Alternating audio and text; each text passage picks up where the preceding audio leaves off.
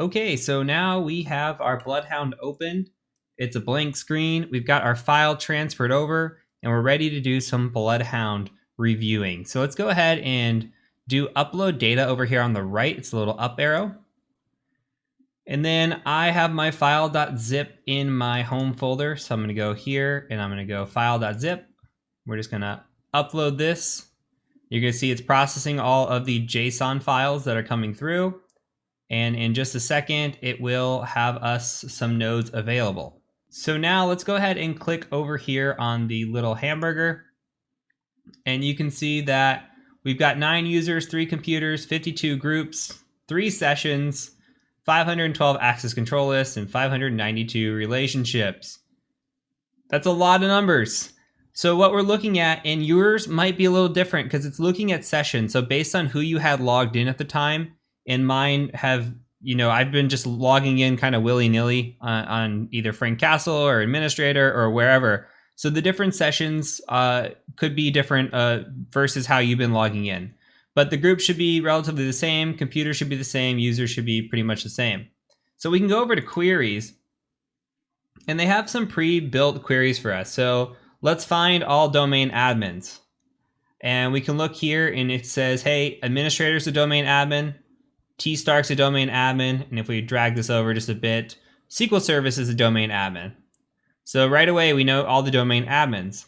Let's find the shortest path to the domain admin. And it says domain admins at marvel.local. Go ahead and select that. And it says, okay, well, if we look at the punisher.marvel.local, well, administrator at marvel.local has a session here. Well, I was logged in as administrator, so the session's here. What does that make you think of? Well, okay, token impersonation, which we haven't covered yet, but token impersonation is going to be a big one. We can leverage attacks against this to try to compromise the administrator accounts with Mimikatz, which you're going to see as well. So you want to target boxes where there is a domain admin logged in, and we can leverage this here. We could say, okay, well, I don't want to target Spider-Man. Spider-Man's got nothing going on, but the Punisher. Now, if I can get onto that machine, I can get that administrator account, and then I'm a domain admin. That's the shortest path for me, right? So we can look through here. Now, domain trust, there's nothing for us here. There's no domain trust for us to do. We could look through unconstrained delegation and try to find information on that. And there's just a bunch of pre-built queries here. So we haven't talked about Kerberoasting yet, but we will. Shortest path to Kerberoasting users or Kerberoastable users. So there's the KRB TGT account, which is a ticket granting ticket account, and SQL Service that we set up. Let's just look at SQL Service. So we can look through that, and it's telling us, hey, the SQL Service is part of domain admins. That's not good, right? And the Punisher has access, Spider-Man has access, and we'll talk about what Kerberoasting is here in just a few videos. So high value targets, we can look at that as well. And this is insane, right? But obviously the administrator is a high level target. So if we can capture the administrators here, or the actual administrator, that lights up all the different paths here where it's red. And you can see Frank Castle is an admin to the Punisher, which has a session with administrator who is part of the administrators group, who's part of the domain admins group, who's part of the enterprise admins group.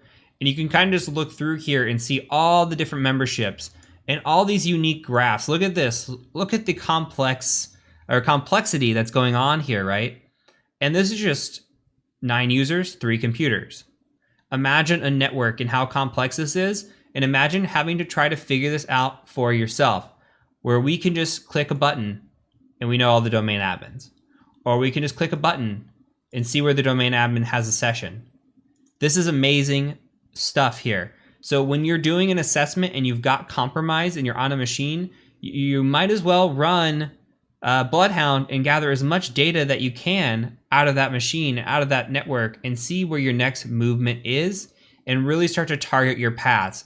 Especially if you're in a timed assessment or you don't know your next step or your next move, this is a great tool, really great tool to use. And again, just like Power View, this just scratches the surface. There are pre-built queries and custom queries that you can write and define here and kind of make your own. I'm going to leave that up to you as well to do research on those.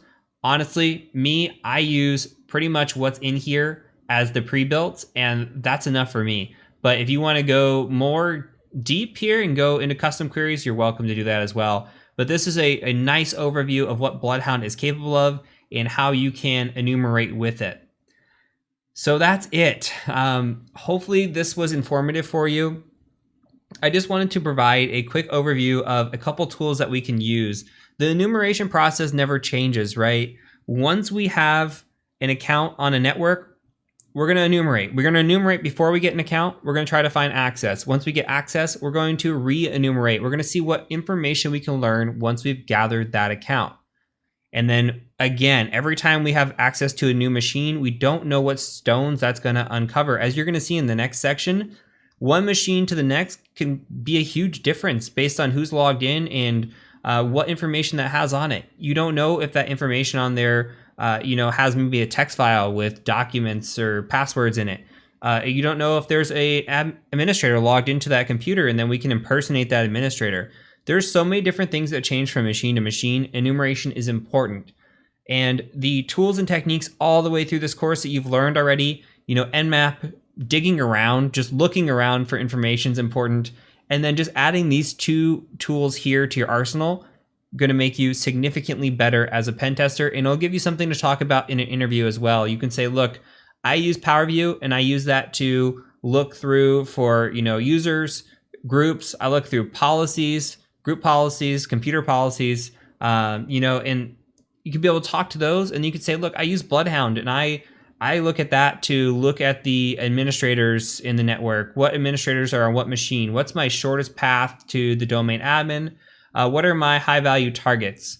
And you could talk through that as well in an interview, and you're going to sound like you know what you're talking about, and it's going to set you apart from other people. Honestly, it's going to set you apart. So take these two tools that I'm showing you and play around with them, get better, and you're going to see a big difference. So from here, we're going to talk about post-exploitation attacks. So once we've compromised one account, what can we do with that account, and how can we leverage that into other compromises and eventually own this whole network here? So I'm excited to move forward and cover these next sections. So I'll see you over in the next section when we start talking about these attacks.